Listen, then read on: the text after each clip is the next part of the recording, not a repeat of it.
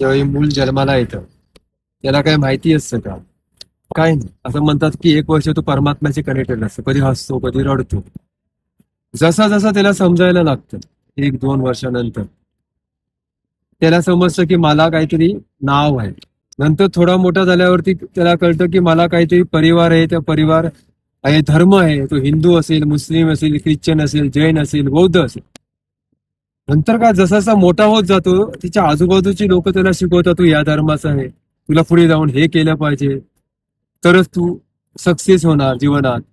मग ही धारणा घेऊन ते मूल मोठं होतं. बरोबर. आणि मोठं झाल्यानंतर त्याच्या लक्षात येतं की जर मी ह्याच्यामध्ये सक्सेस नाही झालो तर माझा काहीच उपयोग नाही. एक प्रकारे आतून डिप्रेशन निर्माण व्हायला लागतं.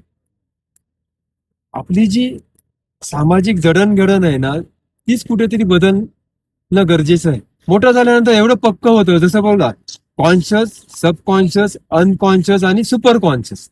जी घटना सुपर कॉन्शियस मध्ये जाते ती घटना खरी वाटायला लागते. बरोबर. आणि हाच प्रकार जन्मल्यापासून जसं जसं मोठं होतं आपलं होतं.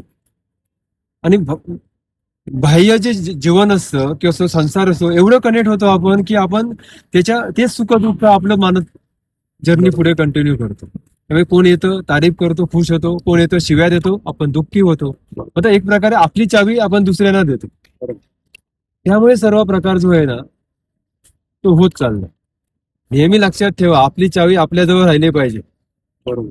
कोणी तारीफ केली म्हणून आपण खुश नाही व्हायचं, कोणी शिव्या दिल्या म्हणून दुःखी नाही व्हायचं. मौज मध्ये राहायचं, नेहमी मस्तीमध्ये राहायचं.